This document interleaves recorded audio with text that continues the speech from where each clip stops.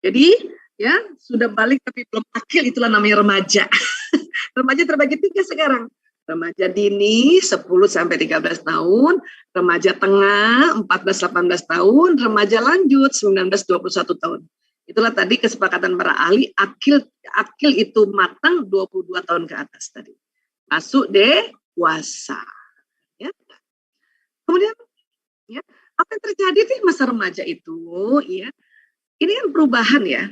Anak-anak menjadi orang dewasa karena apa? Karena ada pelepasan hormon yang berasal dari sebuah kelenjar kecil di dasar otak, namanya ini pituitary glandula. Nanti dia memberikan stimulasi ke semua hormon termasuk reproduksi.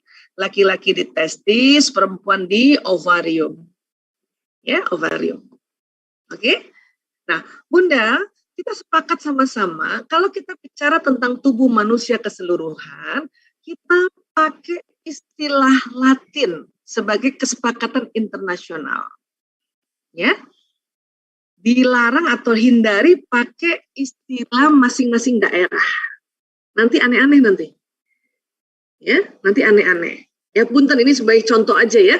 Kadang-kadang ada Bunda mengajarkan tentang penis ya. Penis itu masih bilangnya burung gitu. Nanti anak-anak akan rancu dia. Ya, burung itu kan terbang. Jadi ya, ini aku bisa terbang ya Bunda. Oh, udah ketakutan anak-anak nanti. Ya kan? Nah, testis. Ini 2 di testis. Ovarium. Karena kadang-kadang Bunda kan bingung kasih nama apa ya, biji. Oh, anak-anak tambah bingung apa ini. Gitu. Testis. Jadi pakai bahasa Latin. Oke? Nah, kemudian ada lagi yang kita sebut hormon. Hormon ini apa sih Bu Aisyah? Hormon ini ibarat kalau di mobil tuh oli. Nah, gitulah gampangnya deh. Ya, cuman warnanya nggak hitam ya. Kalau oli itu kalau udah kotor hitam ya. Oli yang ini kan dia apa ya? Encer ya, cair ke kuning-kuning. Kita juga mirip kayak gitu sebetulnya. Ya. Nah, walaisa zakarukal unta, laki-laki nggak sama dengan perempuan. Ini sepenggalan ayat diteliti oleh banyak ilmuwan. Saya selalu ambil 2 ini. Yang di Australia, ini suami istri, dan ini dokter Luan Brizendin. Ini aja, baca buku ini berulang-ulang, itu selalu ada insight baru. Ya, kalau teman-teman senang baca ya. Kenapa saya pilihkan? Karena ini penjelasannya populer. Kalau kita masih pakai jurnal, nanti kesulitan buat teman-teman yang memang bukan di bidang kesehatan. Ya, tapi yang teman-teman hari ini yang nonton adalah orang kesehatan, memang silakan cari jurnalnya. Ya. Apa dikatakan? Laki-laki dan perempuan tidak identik.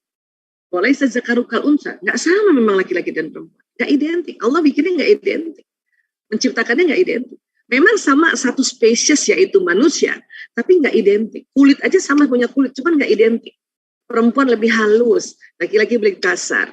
Ya, rambutnya juga, semuanya nggak identik. Namun laki-laki dan perempuan setara atau equal dalam arti memiliki kesempatan yang sama untuk mengembangkan potensi mereka sepenuhnya. Termasuk juga punya kesetaraan dalam apa? Mendapat informasi, mendapat ilmu sekolah, pengetahuan, beribadah, dapat pahala. Ya, itu setara. Hanya memang tidak identik. Apanya sih yang nggak identik ya? Di dalam otak ini ada otak ya. Ada otak, Allah ciptakan otak, ada otak besar, ada otak kecil ya, dibagi 2 kanan kiri. Ukurannya aja udah nggak identik. Laki-laki lebih berat sedikit dibanding perempuan, lebih berat 100 gram. Ukurannya aja udah nggak identik. Apalagi di dalam program-program di dalamnya, ya, perangkat-perangkat fitur di dalamnya, ya, itu nggak identik. Sama-sama kita punya gawai, ya, tapi merek berbeda, itu fiturnya ada yang berbeda, dia tidak identik. Oke? Nah, jadi ini otaknya dari samping kiri ya, kita lihat ya, ini otak besar, otak kecil, ini dari atas, ini yang bagian depannya yang ini ya. Kadang-kadang saya suka ke sini, kadang-kadang saya suka naikkan ke atas, dia terbelah ini. Ada belahan kanan, ada belahan kiri. Dan di dalamnya itu tadi yang di depan ini yang nanti isi ilmu ya, nanti dilihat pakai functional MRI warnanya tambah abu-abu itu karena sambungan neuron tadi itu ya, lihat ya tadi sambungan yang neuron yang di otak depan itu kan makin banyak jadi makin warna abu-abu nanti ini aslinya ya. Sekarang otak gadis remaja. Ya, kita udah masuk fase remaja ya. Tadi kalau yang kecil-kecil kan teman-teman sudah lakukan kan? Nah, ada namanya hormon estrogen pada anak perempuan. Di mana nih lihat ya, 10 tahun udah mulai naik kan. Ini sudah mulai mens di sini. Makin naik. Wih, ini melonjak the top one-nya nih usia-usia ya 17-an, 20-an gitu ya. 25 lah ya, disitulah usia-usia, aduh, cantiknya perempuan. Masya Allah. Mbak Ulan umur berapa sekarang? Kayaknya masih muda banget, Mbak. Saya udah tua, Ustazah. Berapa? 33 sekarang. Oh, alhamdulillah masih muda. Nah, itu di sini berarti ya, di sini ya. Iya. Ya, hormonnya agak turun dikit ya. Iya, tuh kan. Masih ingat nggak dulu waktu 20-an itu masih cantik sekali. Masya Allah. Cantiknya, Masya Allah. Masya Allah, tabarakallah kan gitu ya. Siapapun itu. Ya, siapapun itu. Ya, masih melenting-lentingnya itu kulit. Ya Allahu Akbar ya. Nah ini lagi di top-topnya nih. Disinilah sebetulnya top one-nya ini, top-topnya hormon ini yang Allah kasih memang secara fitrawi ya. Untuk apa? Untuk disinilah fase-fase menikah ini sebetulnya. Mbak Ulan baru menikah umur berapa waktu menikah? 21 menjelang 22. Lagi kau mantap. Masya Allah. Karunia putra-putri berapa? 3, yang paling besar sudah 10 tahun nih Ustaz. Alhamdulillah. Masya Allah. Ya. Allah. Ya, saya lebih tua dikit ya nikah ya 23. Tapi masih asik-asiknya di sini nih. Hormon estrogen lagi tinggi-tingginya. Nah, kalau saya sekarang udah mau habis nih, udah mau 5, ya sudah 53 di sini ya. Tapi ini udah pernah kita juga di sini the top-topnya ya, Masya Allah. Masya Allah. Ya, apa sih estrogen, Bu Aisyah? Estrogen ini sebuah hormon. Ada pada perempuan dan ada pada laki-laki, cuman jumlah pada laki-laki tidak sebanyak perempuan. Ya, nah, estrogen ini sering kita sebut sebagai, kita istilahkan sang ratu. Kebayang nggak kita tuh di umur 20 itu kayak ratu banget, ya Allah. Di mana ratu ini berkuasa, memegang kendali, mendominasi, ya. Anak kita juga di awal-awal menstruasi, dia mulai menjadi calon ratu tuh. Hormonnya udah mulai naik kan. Jadi jangan heran teman-teman, sahabat-sahabatku sayang, anaknya nanti yang balik, yang perempuan di usia-usia SMP tuh. Itu yang kayaknya berkuasa banget, terus dia jadi lebih galak dibanding waktu SD, kerasa gitu nggak? Ya, siapa yang punya anaknya perempuan nih? Ya. Dan ya, estrogen ini buat perempuan itu seperti dopamin, oksitosin dan teman-temannya ini ya. Ini apa sih yang Bu Aisyah sebut? Ini yang membuat gembira atau senang. Estrogen ini membuat kita senang. Jadi waktu kita mulailah estrogennya banjir karena balik gitu ya. Jadi perumpamaan nih waktu masih SD, estrogen anak perempuan 1 cangkir doang yang keluar. Pas sudah mulai balik 1 galon. Coba bayangin. Ya kan? Nah, jadi kelop gitu. Makanya usia-usia gitu kadang mengendalikan, kadang berkuasa, tapi kadang seneng banget. Apalagi dengan teman-teman. Ya. Nah, kemudian kadang menjadi penggoda yang agresif. Ya, anak perempuan kita kan sudah mulai menggoda. Bukan menggoda laki-laki, tapi menggoda temannya, godain ibunya, ngeprank ibunya, kan mulai gitu juga ya. Godain ya orang-orang sekitar. Sebagai penggoda, nanti yang benar-benar menggoda itu nanti pas kita the top-topnya itu 20-an sampai 30-an itu. Diharapkan apa? Sudah menikah dan yang digoda suaminya. Supaya apa? Disitulah nanti ada cengkrama bersama suami, senang, lucu-lucuan gitu ya. Akhirnya apa? Akhirnya nanti akan ya melakukan satu ibadah yang akhirnya nanti insya Allah menghadirkan manusia baru di rumah itu. Kan itu maksudnya sebetulnya. Oke? Nah, Kemudian ada lagi hormon di perempuan namanya progesteron. Walau tidak terlalu terkenal, tetapi progesteron adik yang berkuasa bagi estrogen. Ya. Muncul sebentar-sebentar dan kadang-kadang seperti awan badai yang membalik efek estrogen. Jadi si progesteron ini nanti kalau kita lihat siklus mens ya, estrogen turun, progesteron naik, dia membackup. Ya.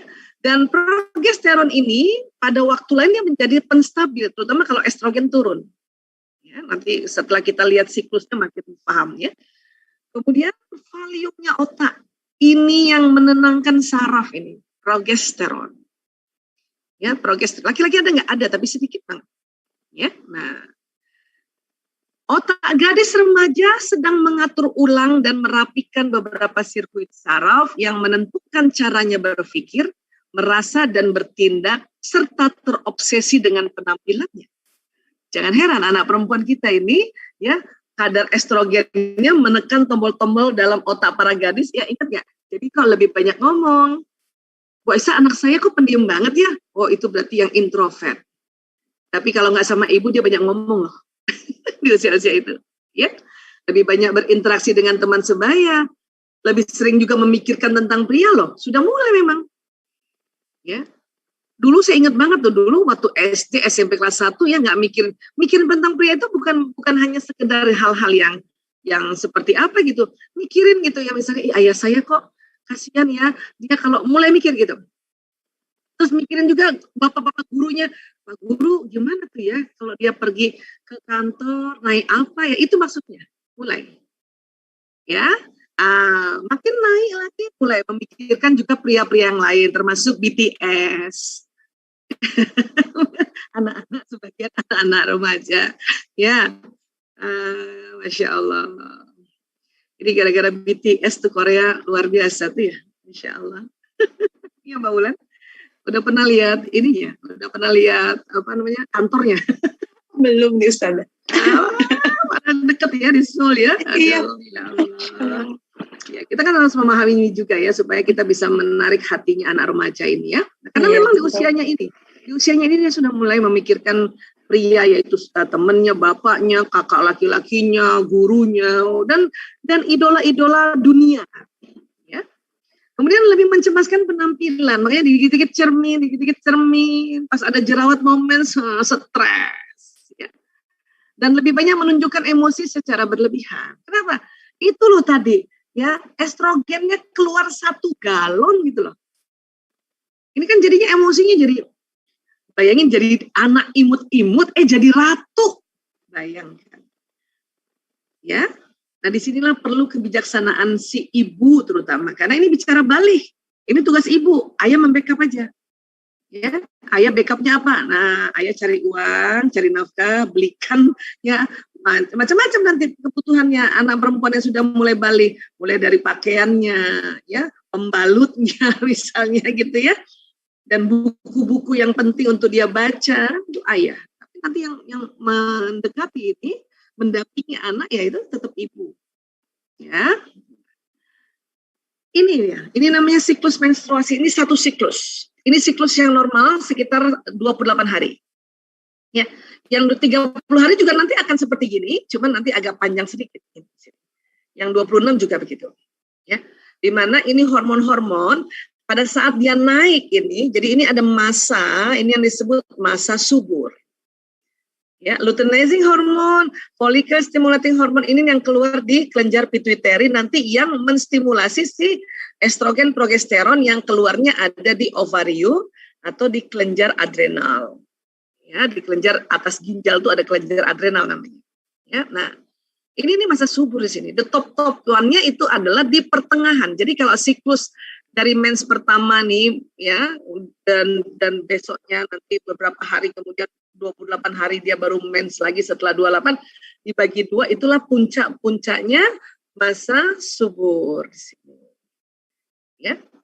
Apa yang terjadi Bu Aisyah? Ini harus difahami. Tadi kita sudah belajar si estrogen ini bikin seneng si estrogen ini. Pas dia turun, adiknya si progesteron naik. Ingat tadi progesteron untuk apa? Penenang. ya penstabil. Ya, dia naik, terus nanti estrogen naik lagi, gitu. Pada saat seperti ini nih ada satu mekanisme di telur perempuan, ya mekanisme di rahim perempuan. Ya, nah, ada satu ketika semuanya turun, semuanya landai. Ya, mulai dari 4 hari momens, wabil khusus 2 hari momens, ini lebih landai lagi. 4 hari ini ada mulai turun, tapi masih ada si progesteron yang bikin penstabil, masih oke. Ya 3 hari momens masih oke. 2 hari momens, ya Allah, ya. Di sini ada masa-masa yang disebut masa mood yang tidak beraturan di sini ya. Oke. Apalagi mens hari pertama sampai hari kelima rata. Yang bikin seneng berkurang bukan nggak ada ya, karena ada juga hormon yang bikin seneng apa hormon bahagia di tempat lain, bukan di telur itu, bukan di estrogen progesteron, namanya dopamin, oksitosin, serotonin, endorfin. Tapi buat perempuan berkurang gitu. Maka di sini mood udah nggak stabil nih, udah nggak enak nih, cemberut aja nih kita mulai di sini nih. Termasuk anak perempuan kita, apalagi baru-baru mens, karena dia kaget badannya. Ya, SMP aja masih susah itu, karena dia masih kaget. Nanti SMA dia baru bisa handle itu. Mahasiswi lebih lagi karena sudah terbiasa, udah sekian bulan, setiap sekian tahun sudah melewati siklus seperti ini. Kita juga sebagai ibunya, ya, sebagai ibunya. Misalnya saya tadi mens 15 tahun, ya kan? Dari umur 15 tahun sampai kemarin 50 tahun kan itu lumayan ya. Ada 35 tahun setiap bulan seperti ini. Artinya udah biasa dong. Udah biasa. Harusnya udah bisa manage dong. Ya, karena kita sudah mulai udah lama kan. Dibanding anak kita yang baru misalnya kan 1 tahun atau baru 2 bulan. Ya. Saya aja yang 30 tahun udah main setiap bulannya masih suka gemes gitu loh pada saat di sini nih. Mau main tuh gemes banget. Apalagi kalau ada yang menstimulasi nih, gemes banget, apalagi hari pertama. Tapi dengan tahu bahwa ini siklus menstruasi, ini bisa sangat membantu untuk kita aware terhadap diri kita, termasuk anak-anak. Maka anak-anak diajarin aja, ibu aku kok gak enak ya perasaan aku kesel banget. Terus kita lihat kan ada jerawat, kayaknya mau mens. Iya kali ya. Oh, pantesan anak pun sudah mulai memaklumi. Oh, pantesan. Oh, ya udah deh, kalau momen sih, dia memaklumi. Kan nanti lama-lama memaklumi kan gitu. Ya, itu juga tanda alamiah dari Allah. Ada satu jerawat besar, entah di mana mens itu, atau nanti lagi mens di sini. Ya, apa yang harus kita tahu pada saat anak di sini dan di sini? Ya. Gelombang pasang estrogen dan progesteron mulai menyalakan banyak sirkuit dalam otak gadis remaja yang telah tersusun dalam janin.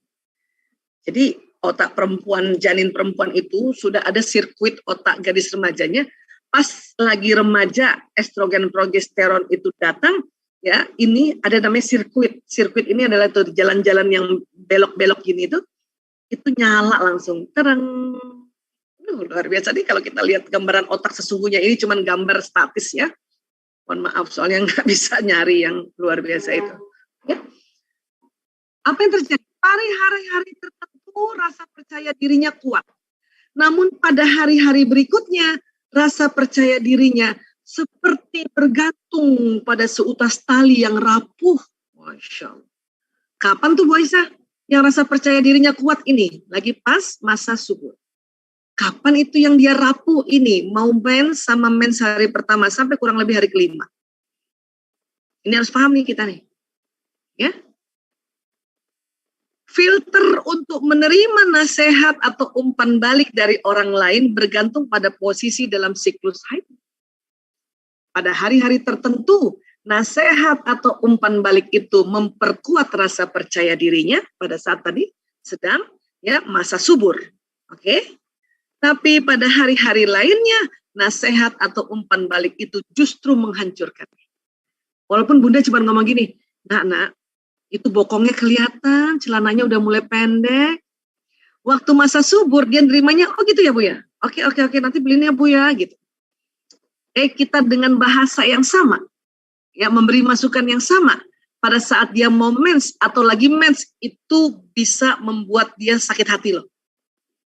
Apaan sih ya? Ini biasa aja sih, nah apa sih ya gitu. Ya, ini harus ngerti ya. Maka sering sekali saya pribadi memberikan tips pada diri sendiri. Dan sekarang sudah diminta juga tips oleh teman-teman yang lain, makanya saya share hari ini. Adalah perhatikan betul-betul siklus menstruasi ananda kita dan diri kita ya, jangan cuma anak aja, anak perempuan dan diri kita juga.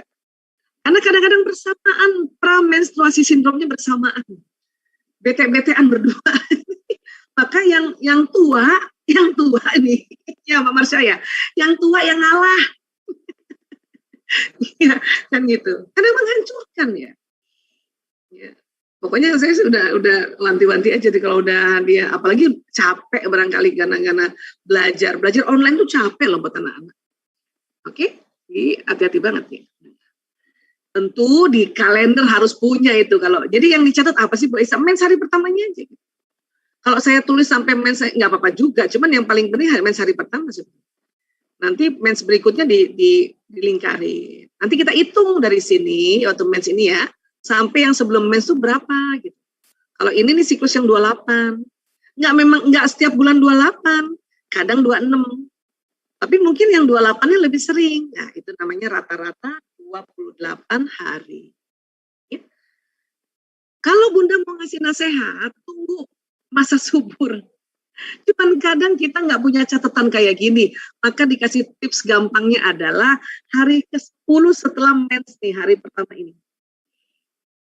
Untuk itu, sebagai ibu yang memperhatikan masa balik, selalu ingatkan nak, kalau mens kasih tahu Bunda ya nak ya. Kasih tahu Ibu Isa ya. Ibu, aku mens. Hari pertama, iya hari pertama, oke. Langsung saya udah ngerti tuh di sini, nggak usah kasih nasihat.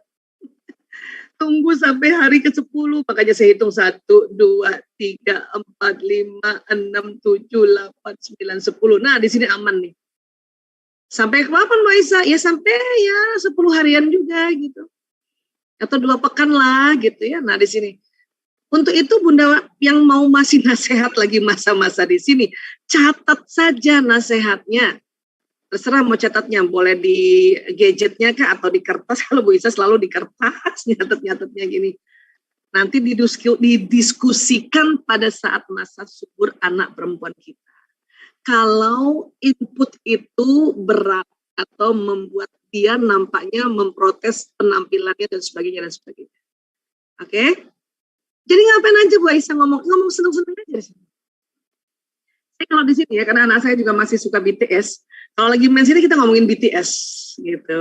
Oh, dia semangat tetap. Ya, alhamdulillah gitu. Ya. Dan saya 7 orang BTS berkali-kali dihafalin, nggak hafal-hafal juga. Jadi cuma hafalnya jengkok. Gara-gara tahu hampir mirip dengan jongkok gitu kan. Ini jengkoknya nah. Ya, selalu salah tuh yang Jimin sama siapa satu lagi tuh yang mukanya mirip. Ya. Nah, tapi itu tadi berusaha untuk ngerti gitu. Ya, malum lah. Ibunya udah mulai usia juga, tapi kalau tanya zaman dulu ibu siapa? Harvey Maleholo. Hafal saya mah itu. Ya kan? Ya, Kus Plus tuh anggotanya saya hafal. Yon Kuswoyo, Yok Kuswoyo, Nomo Kuswoyo, Muri. Itulah masa remaja. Gitu. Oke? Jadi ini wanti-wanti saya minta kepada kita. Karena gini, ibu-ibu pada saat tahu anak perempuannya mens mulai ketakutan karena mereka berpotensi untuk bisa, na'udzubillah min zalik, hamil di luar nikah. Ya. Maka karena ibu-ibu takut sekali, maka dinasehatin setiap hari. Ya kalau lagi pas masa subur, it's okay, dia terima dengan senang hati. Kenapa? Karena hormon estrogen progesteron lagi banyak. Feeling happy, very happy, it's okay. Tapi kalau lagi anjlok kayak gini nggak bisa. Di Amerika saja, kalau ada ujian matematika, ujian nasional matematika, anak perempuan itu lagi mens hari pertama sampai hari kelima atau pramenstruasi sindrom 2 hari, ujian matematika untuk anak perempuan itu bisa ditunda di masa subur. Itu di sana udah begitu. Kenapa? Daya analisa perempuan turun memang di sini. Maka kalau kita nih, misalnya nih rapat nih, ibu-ibu yang rapat, tolonglah tidak rapat di sini, nggak usah rapat, suruh tunda aja. Keputusannya nanti kacau balau. Yang hakim, saya kasih tahu ya hakim perempuan, kalau lagi mau mens atau mens hari pertama, suruh tunda aja. Suruh ganti aja hakim yang laki-laki. Kalau enggak nanti keteteran kita punya keputusan. Maksud sih Bu Aisyah saya bisa adil, alhamdulillah itu pasti kan kerja keras untuk adil gitu. Tarik nafasnya banyak banget tuh, istighfarnya, wiridnya panjang tuh. Ya, itu teknik memang, bisa aja.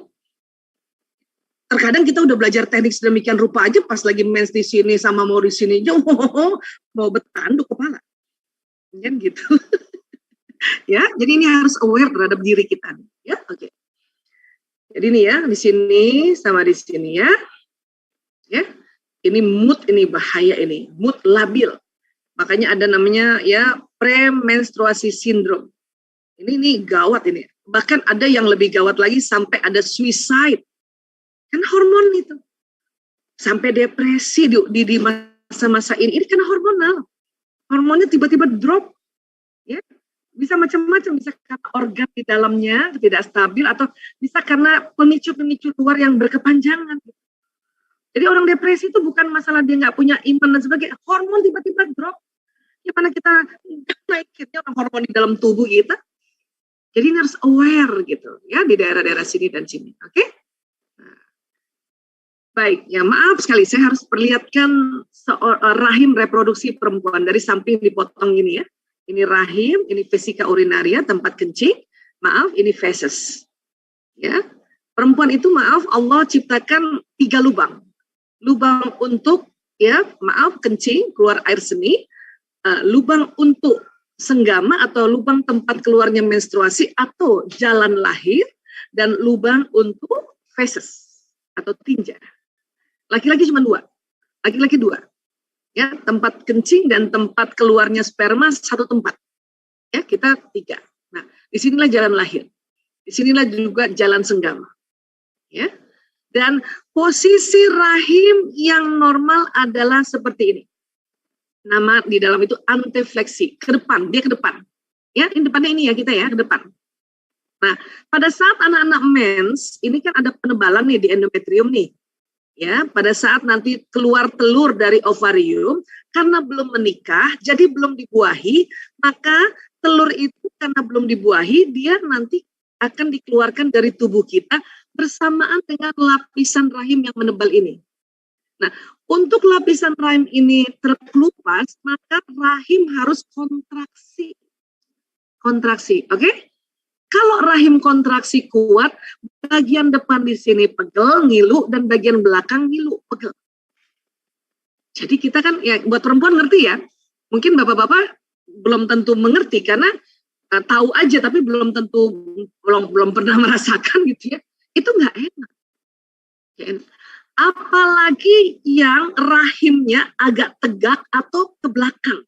Wih, itu bukan hanya pegel, tapi pegel banget dan nyeri banget. Maka kita harus bawa ananda kita untuk USG. Ya, abdomen USG. Oh, rahimnya ke belakang anaknya. Jadi ini akan seluruh kesakit. Aduh gimana Bu Dokter, bisakah dia ke depan? Nggak bisa. Aduh gimana dong, kasihan anak saya. Iya, tunggu nanti dia hamil, melahirkan, baru dia turun sendiri ke sini. Untuk itu perlu lagi kebijaksanaan kalau anak kita yang perempuan lagi mens sakit banget sampai pingsan-pingsan, itu bukan lebay. Bukan sengaja, segeralah bawa ke dokter untuk diperiksa. Jangan sampai ke bilang lebay deh, sampai pura-pura pingsan. Wih, udah lagi mens dibilangin pura-pura pingsan. Itu kalau boleh nonjok tuh anak perempuan. Ya. Kan gitu, karena bukan apa-apa ini, gak main-main kita ini ya. Luar biasa, astagfirullah kalau kita gak ngerti, insya Allah. Dan kalau punya anak perempuan, ini Bu saya juga sering banget sosialisasikan. Kalau dia lagi ngomong, lihat wajahnya, karena perempuan senang lihat wajah. Oke? Perempuan butuh bicara juga. Otak perempuan tidak menyimpan masalah seperti otak laki-laki. Masalah bagi perempuan terus berputar-putar di dalam kepalanya. Satu-satunya cara perempuan melepaskan masalah adalah dengan membicarakan masalah tersebut. Jadi yang punya anak perempuan, biarin dia curhat, ngomong, biarin aja. Ya, dengerin. Ya, karena itu saat seorang perempuan berbicara di akhir harinya, tujuannya adalah untuk melepaskan ganjalan pikiran dan perasaannya, bukan mencari kesimpulan ataupun penyelesaian. Ya Bun ya. Nah, sekarang perempuan pokoknya kalau curhat hanya disimak aja. Laki-laki maunya selalu menawarkan solusi. Ini juga selalu berantem nih. Laki-laki bagaimana? Laki-laki nggak terlalu banyak nih kita ceritanya ya dibanding perempuan. Hormon juga dia menaik. Ini lagi top-topnya juga usia 20-an. Cuman laki-laki nggak pernah sampai habis. Dia cuman berkurang aja. Beda sama perempuan kan? Nah, laki-laki usia tua aja masih bisa kalau menikah, dia menikah dengan gadis kah atau dengan janda kah yang masih produktif bisa punya anak. Karena dia hormonnya nggak habis. Ada namanya testosteron, ini kebalikan dari sang ratu namanya sang raja. Dia dominan, agresif, dan sangat berkuasa. Makanya jangan heran anak laki-laki yang sudah balik, itu jadinya kayak gini nih. Dominan, agresif, sangat berkuasa, dan selalu berorientasi sasaran. Kalau disuruh sama ibunya, selalu dalam bawah sadarnya, tujuannya untuk apa? Saya disuruh tuh tujuannya untuk apa? Ya jelaskan aja. Ya, mengaktifkan sirkuit seksual dan agresif, berupaya keras untuk memenuhi hasratnya mencari pasangan memang usia-usia itu. Menjunjung keyakinan dan keberanian dan bisa menjadi perayu yang meyakinkan. Ya. Kemudian ada lagi vasopresin di dalam otaknya laki-laki. Ini namanya hormon ksatria. Menimbulkan sikap sopan kepada perempuan. Hormon yang selalu bertahan untuk monogami ini laki-laki. Laki-laki itu pada dasarnya setia. Kalau sampai ada yang nggak setia, ya barangkali ada sesuatu di vasopresinnya. Ya, aktif melindungi wilayah orang-orang yang dia sayangi, terutama perempuan. Ya, ibunya kah, adik perempuannya, kakak perempuannya, lihat deh anak-anak laki-laki SMA sama kuliah, itu ya lindungin ibunya, lindungin adik perempuannya, atau teman perempuannya, apalagi mungkin calonnya, Masya Allah itu. Bersama testosteron meningkatkan maskulinitas. Keren nggak Bun? Ya, vasopresin sama si testosteron. Kadang dia galak, kadang dia agresif, kadang dia santun, sopan. Aduh, cakep banget deh. Masya Allah. Ya. Nah, ditandai dengan apa? Mimpi basah. Usia 9-14 tahun. Dan ingat ya, mimpi basah itu nggak cuma satu kali. Pertama, misalnya di usia 10 tahun, misalnya di bulan sekarang nih, Oktober, ya. 3 minggu atau 2 minggu lagi nanti dia mimpi basah lagi. Dia keluar karena testis sudah penuh sperma. Waktu mimpi basah ini biasanya dibarengi dengan mimpi erotik. Makanya disebut mimpi basah, mimpi erotik. Tapi terkadang karena dia capek, nggak pakai mimpi. Tapi karena testisnya penuh, udah keluar juga. Jadi mimpi basah ini ada yang pakai mimpi, ada yang enggak. Kalau Bunda mau tahu mimpinya apa, namanya mimpi erotik. Dekat perempuan kah? Atau pelukan dengan perempuan. Gitu. Ya? Oke? Maaf, ini kayak gini. 5 mili nih, 1 sendok teh. Ya kan? Di dalam 5 mili ini ada sekitar 200 juta sampai 500 juta sperma. Bu Esa, bedanya dengan ngompol apa? Kalau ngompol lebih banyak Bun. Kalau ngompol itu bukan lagi 5 mili, ya 100 mili, 100 cc. Jadi yang basah bukan cuma celana dalamnya, tetapi seluruhnya. Itu ngompol. Jadi waktu kita ajarin anak-anak juga begitu. Nah, yang namanya nanti mimpi basah kamu sudah balik, yang celana yang basah cuma celana dalam aja ya, Nak. Dan dia lengket. Kalau ngompol gimana, Bu? Anak laki-laki kan lebih polos lagi ya. Ya kalau ngompol yang basah ya bantal kuli sama semuanya gitu. Ini yang membedakan. Ya. Apa sih yang mau diajarin? Satu, ada istilah air mazi. Air mazi ini keluar di pagi harinya sebelum si mimpi basah tadi, sebelum air mani keluar. Ya, ciri khasnya cairan putih bening agak kental, keluar tidak memancar, jadi tidak orgasmes, tidak membuat lemes, dan keluar pada saat beraktivitas. Nah, pada saat ini yang penting buat anak laki adalah bersihkan alat kemaluan dan celana dalam dengan air atau percikan air, kemudian wudhu sudah bisa melaksanakan sholat kalau air mazi. Oke. Kalau air mani harus mandi junub. Ya, kalau perempuan kan gampang. Habis mens, oke, bersih, ayo mandi junub. Berkali-kali diingetin tata caranya seperti ini. Ya, anak laki-laki juga gitu. Tapi kalau cuma air mazi, ya, apalagi dia misalnya di sekolahan atau di tempat yang nggak mungkin mandi junub, gitu ya, tinggal dibersihin aja, bersihkan air, kasih tisu, dia wudhu sudah bisa sholat. Oke? Nah, ini yang paling penting buat anak laki-laki, ya. Memang kita kalau bicara reproduksi panjang nih Mbak Ulan, makanya ya ini sampai segini. Baik, mungkin ada yang mau dibicarakan atau ada yang didiskusikan ya, mungkin nggak bisa lama-lama nih ya, Masya Allah. Masya Allah. Ilmu semua soalnya ini Bu Dokter, Masya Allah. Iya, Masya Allah, Masya Allah. Iya, boleh diskusi ya Bu Dokter ya, dilanjutkan. Ayo. Ya. Baik, seperti yang sudah saya sampaikan tadi, saya akan mempersilahkan dulu bagi penanya yang mau langsung bertanya kepada Bu Dokter. Oh ya, ini ada Mbak Dina Dwi dari Bandung. Silahkan Mbak Dina bisa unmute dan mungkin bisa menyalakan kamera. Silahkan. Di Bandung, alhamdulillah. Silahkan Mbak Dina. Bismillahirrahmanirrahim. Assalamualaikum Bu Dokter. Waalaikumsalam warahmatullahi.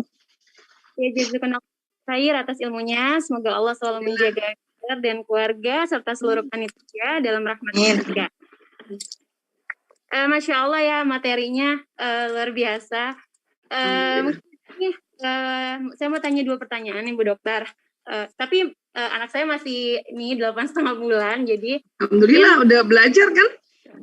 Ya, jadi saya bukan bertanya tentang pengalaman, tapi ingin memang butuh ilmunya. Untuk pertanyaan pertama, bagaimana ketika anak sudah senang memainkan alat kemaluannya? Bahkan juga kadang bayi saya itu misalnya lagi buka popok juga dia udah mulai nyentuh-nyentuh tuh, Bu Dok. Tapi nanti kan kita jangan gitu. Nah, bagaimana nanti ketika anak apalagi sudah mulai berbicara ya, untuk mengajarkan dia sesuai dengan tahapan usianya agar dia juga paham gitu bahwa tindakan itu masih kurang bagus untuknya gitu. Itu yang pertama. Untuk yang kedua, kalau kita kan penting sekali mengajarkan anak tentang alat reproduksinya. Nah, apakah juga perlu untuk mengajarkan yang berbeda gender, alat reproduksi yang berbeda gender? Karena yaitu untuk menghargai, untuk tidak melecehkan temannya atau mungkin tetangga atau siapapun itu, karena untuk melecehkan sendiri kan juga bukan cuma fisik kan ya Bu Dokter, bahkan mungkin verbal atau kata-kata pun juga bisa gitu untuk melecehkan. Jadi apakah kita perlu, jika perlu gimana tuh ngajarinnya Bu Dokter, soalnya kan ngajarin alat reproduksinya sendiri aja udah kayak susah gitu ya, apalagi kita mengajar beda gender gitu. Apa? Jadi gini ya sayang, kenapa anak laki-laki terutama ya, dia selalu kalau buka popok dia pegang kemaluannya karena gatel. Itu harus tahu ya, karena gatel. Karena laki-laki organ reproduksinya Allah ciptakan di luar tubuh. Perempuan organ reproduksinya di dalam tubuh. Nah, organ reproduksi yang di luar tubuh Allah kasih kelenturan, baik penis maupun skrotum. Skrotum itu tadi ya kulit dari testis, itu lentur. Ya, penis juga lentur. Maaf, kadang dia memanjang, kadang memendek. Ya, kemudian skrotum kulit dari testis itu juga lentur. Ya, kalau kondisi dingin, dia langsung mengkerut supaya apa? Supaya membuat hangat testis. Kalau kondisi panas, dia langsung kendor gitu. Nah, kalau waktu buka popok itu kan terjadi perubahan udara di sekitar selangkangannya, maka itu dari kendor kenceng itu dia punya kulit, itu yang gatel. Jadi dia bukan berpikir buruk, bukannya gatel. Jangankan anak kecil, bapak-bapak aja begitu. Ya, ini kita ngomong ilmiah ya. Kalau bicara tentang reproduksi ini kita harus lurusin terus. Ini ngomong ilmiah. Gatel. Jangankan gitu ya. Kadang-kadang bapak-bapak itu nggak sadar itu. Ya, karena saya riset ya, penelitian. Misalnya dari mall kan dingin, mengkerut, dia punya skrotum. Pas keluar panas, itu langsung gatel. Itu tanpa sadar bapak-bapak tuh garuk-garuk celananya tuh.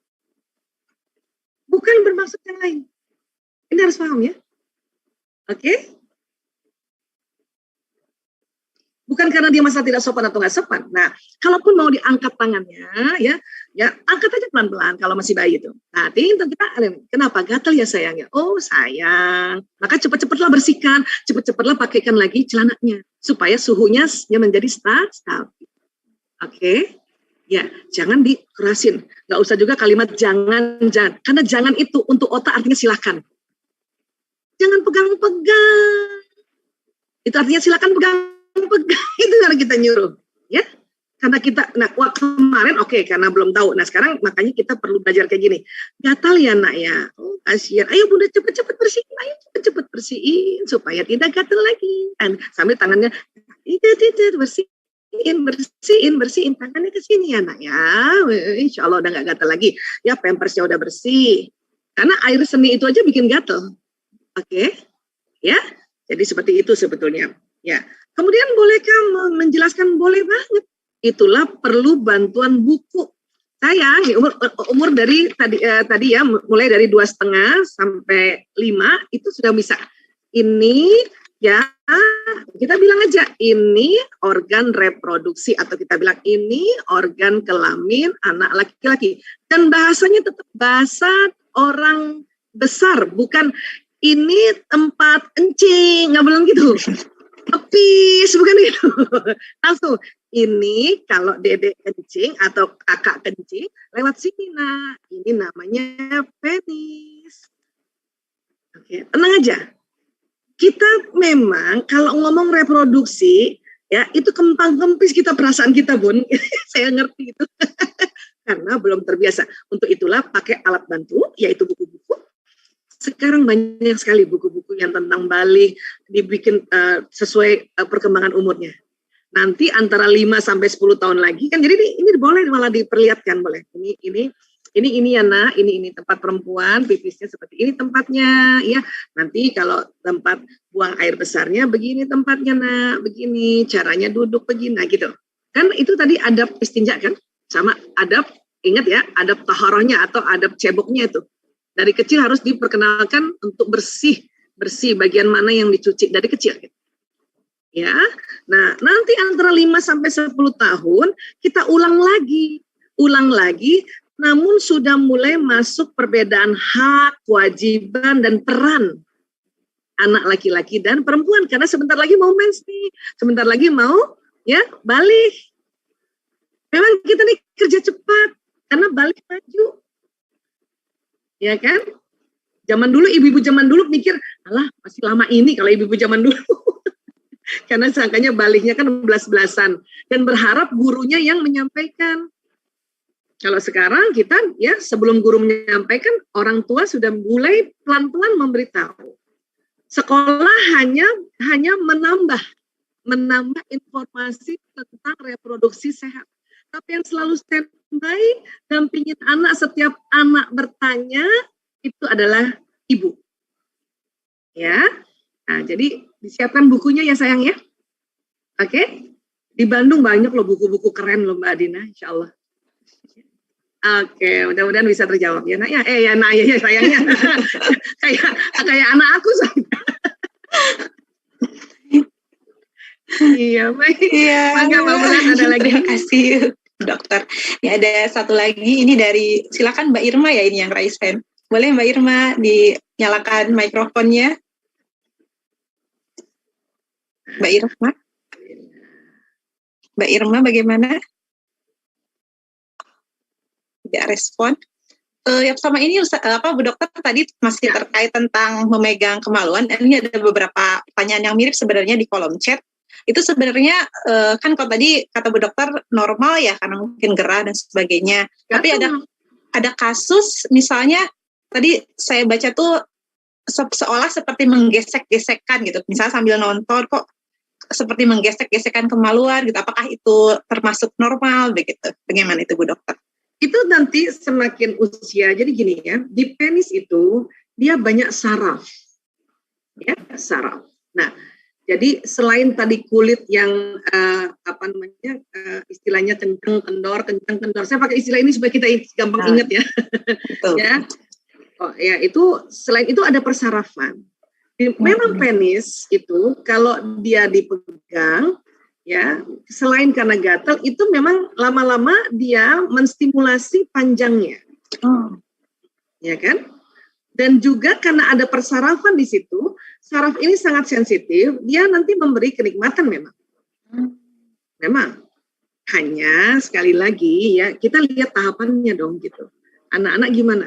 Karena kalau misalnya anak-anak ini masih kecil tadi itu cuma gatal gitu. Nanti pas dia udah SD, nah mulailah kita ajarkan untuk diskusi. Ya. Kakak penisnya dipegang. Ngomong aja gitu. Kakak penisnya dipegang-pegang, gatal ya, Nak. Jadi cara diskusinya mulailah dengan tanya yang aslinya dulu, gatal ya, Nak? Enggak, misalnya gitu. Oh, kalau nggak gatal, nggak usah dipegang ya, Nak, nanti infeksi. Arahkan ke situ. Karena banyak di antara kita belum apa-apa, kakak, nggak sopan pegang-pegang. Anak kaget, itu jadi satu memori. Ada paling kalimat, jangan pegang-pegang. Itu masuk di kata, silakan pegang-pegang.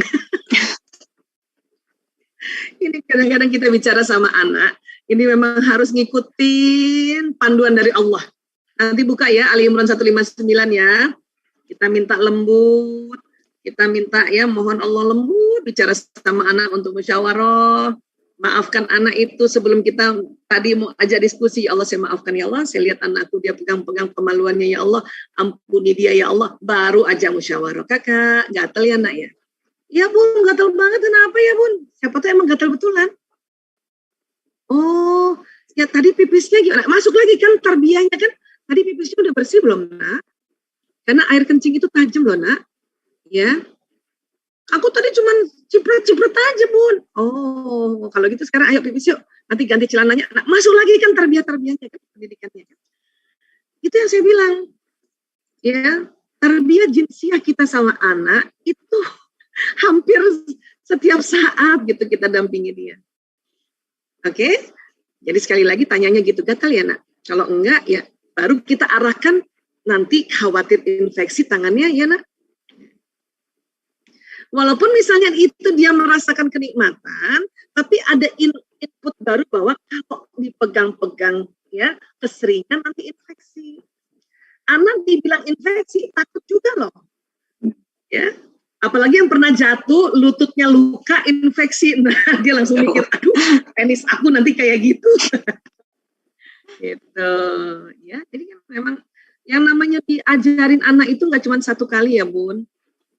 Pelan-pelan dengan berbagai macam cara, tapi intinya kelembutan, ya, oke? Baik, saudara.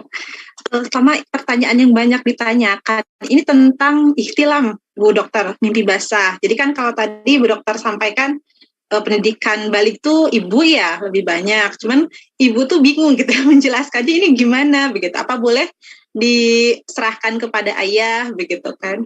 Untuk menjelaskan tentang ihtilam ke anak laki-laki. Bisa, kan ayah membackup. Oh.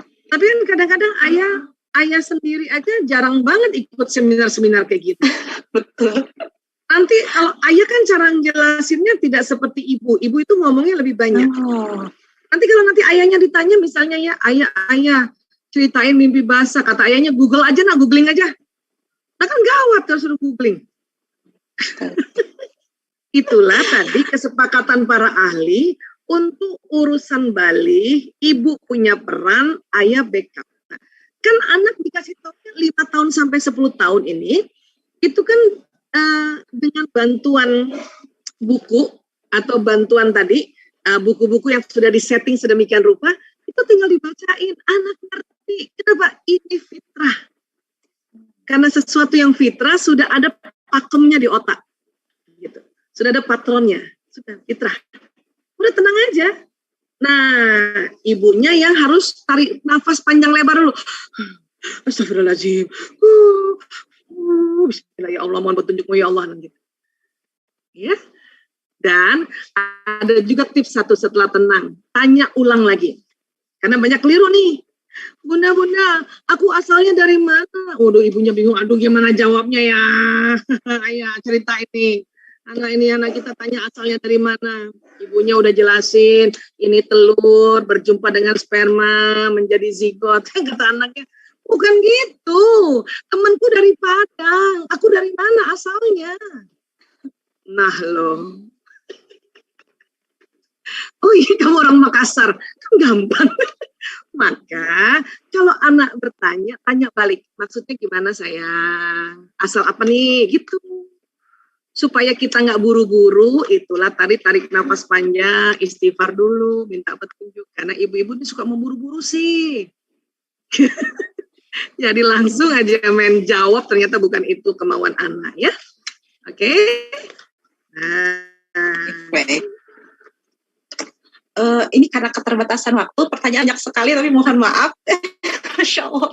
Insya Allah ada yang mirip-mirip ya, yang mirip-mirip tadi di penjelasan harusnya udah terjawab ya. Salah satu yang menarik deh Ustazah, mungkin kasusnya juga banyak itu kan kalau di luar negeri ya, maksudnya yang tinggal di Eropa atau mungkin di Korea juga gitu. Jadi fenomena anak remaja sekarang yang berpikirnya, lu ngapain sih nikah gitu kan? Ya seperti itu begitu. Itu kira-kira bagaimana ya tipsnya begitu?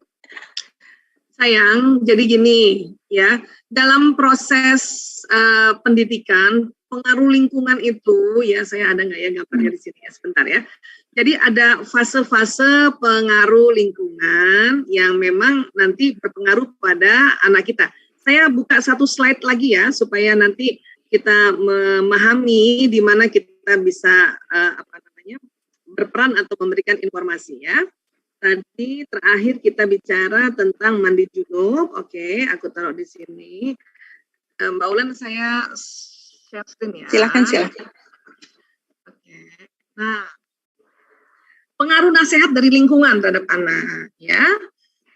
Anak usia 1 sampai 6 tahun ini atau bahkan 0 tahun ini apa kata ayah bunda? Untuk itu ayah bunda di usia inilah ya, kita banyak ngomong sama anak, banyak ngasih masukan. Ingat deh anak kita waktu usia-usia kayak gini, kalau lagi ngomong sama temennya, kata ibu aku, kata bunda aku, kan gitu ya. Ya enggak? Disinilah nasihat tentang prinsip tadi. Keimanan, ya kan, kebersihan, tentang di situ di usia ini juga kita cerita bahwa bunda senang banget bisa punya anak karena nanti anak bisa nanti mendoakan bundanya, nanti kita bisa di sini masukkan dong, gitu. Ya, nah kemudian 7 sampai 12 tahun ini apa kata bapak ibu guru? Inilah pentingnya cari sekolah yang kita tahu gurunya itu amanah di sini. Oke. Kemudian memang 13-20 ini apa kata teman? Di sini harus cari juga sekolah SMP SMA yang bagus, yang baik, yang amanah. Nanti 21 sampai 35 ini apa kata saya? Ya, 35 ke atas ya, itu apa kata Allah? Memang terkadang ada usia-usia di sini itu masing-masing itu apa kata saya? Muncullah fenomena mau punya anak. Itu biasanya pasti ada masalah ke belakangnya ini. Terlalu diberikan kebebasan di sini. Di sini nggak masuk ilmunya di sini. Gurunya juga terlalu mungkin liberal di sini. Teman-teman sekolahnya juga terlalu liberal di sini. Ya? Apalagi kalau memang di luar negeri. Ya, di sinilah kita masih bisa pantau-pantau di sini.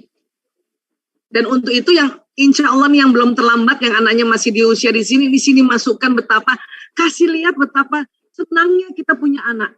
Dan betapa gampangnya ngurus anak supaya anak nggak trauma, takut susah ngurus anak. Karena lihat ibunya setiap hari ngeluh, lihat ibunya setiap hari marah karena ngurus anak.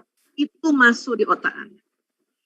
Tapi sabarlah, insya Allah dia 36 ke atas, dia kembali taklim itu. Di sini dimasukin ulang lagi nanti. Terlambat ya Pak Isa? Ya agak terlambat sih kalau nanti mau punya anak di sini. Ya, tapi itu tadi, fenomena ini karena pengaruh nasihat dari lingkungan. Untuk itulah orang tua, ayah bunda ini lihat, perhatikan baik-baik. Cilakanya pas kita anak kecil di sini, ayah bunda kerja dua-duanya dan sangat sedikit waktu untuk anaknya, sehingga buru-buru ibunya mendampingi anaknya. Jadi anak punya memori, nggak enak repotnya punya anak. Gitu. Nah, ini yang bahaya. Kesadaran inilah harus kita bikin diri kita jauh lebih baik gitu ya. Insyaallah. Ini terakhir ya, Bu Dokter, mohon maaf. Terakhir. Udah azan ya? Oh, azan asar. Sudah azan asar. Karena sudah azan asar, mungkin kita akhiri ya, Bu Dokter, sesi. Aduh, mohon maaf, ini banyak sekali. Iya, mohon maaf teman-teman semua. Nanti bikin lagi lanjutan ya. Iya, insya Allah. Nah, barulah nanti kita belajar tentang penyimpangan nanti, ya. Betul. Karena kalau pendidikan seksualitas itu dasarnya ini dulu. Betul. Kalau ini sudah mulai ada pemahaman, baru bisa bicara penyimpangan. Kalau kita bicara penyimpangan, belum ada basicnya, nanti kita ketakutannya macam-macam. Oke? Iya. Atau kita ke Korea, Mbak Marsha, temenin aku. Amin. Ayo katanya. Nanti. Anak mau ikut ke Korea? Insya Allah. Mbak Yunis di Tangerang, ikut gitu ya, Mbak. Iya baik, Bu Dokter, terima kasih, Masya Allah, jazakillah khairan, ilmunya luar biasa hari ini, Masya Allah, senang sekali. Semoga ya betul ya, semoga tidak menjadi yang terakhir. Kali ini kan awalan ya, Bu Dokter ya, Masya Allah. Insya Allah. Ya, saya aja waktu sama Mbak Nini, mau diundang Korea nih, dari Rumah Isa nih. Masya Allah. Iya Bu Dokter, ini ada kenang-kenangan dari panitia. Silakan. Iya, alhamdulillah. Dari silakan. Nah, Masya Allah. Mungkin ini virtual dulu, Masya Allah. Iya, Masya Allah. Kasiran ya Allah. Amin. Jazakallah khairan kasiran. Aduh, senang aku ada tulisan Rumah Isa korselnya. Oh, Masya Allah, Masya Allah. Ya, nanti bisa ditaruh di samping fotonya BTS. Biar kelihatan dari Korea ya. Masya Allah. Nih, baik Bu Dokter, ini kalau boleh sebentar saja mohon izin berkenan untuk berfoto bersama peserta, karena ini kan momen langka bagi kami, Insya Allah. Gitu. Silakan tim operator, kita foto boleh yuk. Foto Kapan dulu lagi kita bersama. ke Korea nih, Marsha. Ini kalau pakai paspor beneran ini bisa tiap minggu ke luar negeri.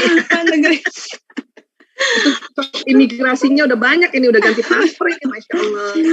Boleh, silahkan tim. Ada Mbak Uli juga di Jerman. Oh, Masya Allah, Masya Allah. Aku dalam setahun ke Jerman udah 5 kali loh, Ci. Maksudnya virtual, Masya Allah. Alhamdulillah. Oke, boleh. Allah. Silakan tim. Lihat wajahnya teman-teman ya, boleh ya. Tim operator boleh ditunjukkan teman-teman peserta yang lain. Kita foto bersama dulu, silahkan. Ya, Mbak, ini ada 5 slide ya. Masya Allah. Hitungnya pakai bahasa Korea ya, boleh ya? Oke, boleh. Biar kerasa di Korea, bukan di Jonggol. Mana Pak? Tadi lagi jalan dia. Nah, siap. Hana, set. Oke, slide kedua. Hana, set. Apa tadi? Ajarin Hana, set. Hana, set. Paling nggak di sana udah bisa bilang 1, 2, 3 kan lumayan. Selain Anjong Asio. Oke, slide terakhir.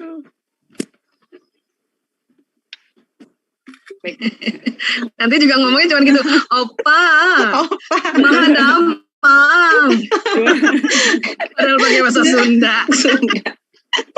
Baik Ustazah, Bu Dokter, Kamsahamnida. Ya, biar tidak seperti di Jonggol. Semoga sehat selalu. Amin ya Allah. Ya, amin. Sampaikan salam kepada keluarga juga, Masya Allah. Terima kasih, jazakallah khairan. Semoga aktivitas dan ilmu Bu Dokter senantiasa Allah berkahi, Masya Allah, senantiasa bermanfaat. Amin. Nanti sore ini sebentar lagi sekitar 3:30 waktu Indonesia bagian Barat. Kalau teman-teman di Korea atau dimanapun mau ikut, saya membahas tentang watak. Beberapa tes watak saya bahas, boleh dilihat di YouTube ya. Oh, Masya Allah. Karena yang di Zoom udah penuh soalnya. Oh, sayang sekali. Mbak Pasha udah daftar belum? Oh iya katanya ya, Mbak Uli ikut tuh biasanya.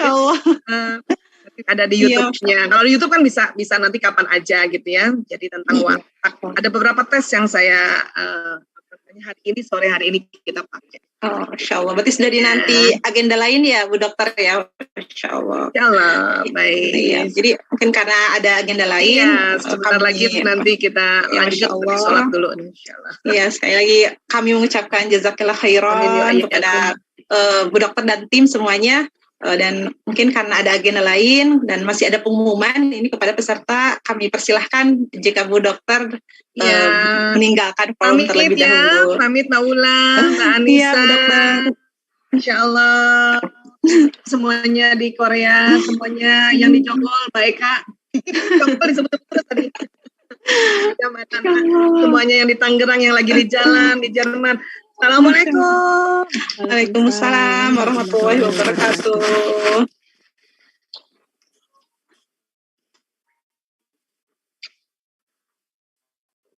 Baik, ayah bunda sekalian, teman-teman, acara inti kita telah usai. Masya Allah, ilmu yang luar biasa yang semoga bermanfaat untuk dunia kita dan terutama akhirat kita ya dalam mendidik nanti anak-anak kita begitu ya. Masya Allah, luar biasa. Seperti tadi kata Bu Dokter Aisyah, semuanya ini kan pendidikan harus terus diulang-ulang, jangan bosan gitu kepada anak-anak kita dan harus dengan penuh kelembutan seperti itu. Baiklah, akhir kata saya sebagai moderator hari ini memohon maaf yang sebesar-besarnya atas segala kekurangan. Terima kasih sebanyak-banyaknya. Saya mohon undur diri. Assalamualaikum warahmatullahi wabarakatuh. Dikembalikan kepada MC kita, Mbak Ica. Silahkan. Terima kasih banyak Kak Wulan. Alhamdulillah sudah banyak ilmu yang didapat dari Ustazah Dr. Aisyah Dahlan beserta tim. Terima kasih banyak.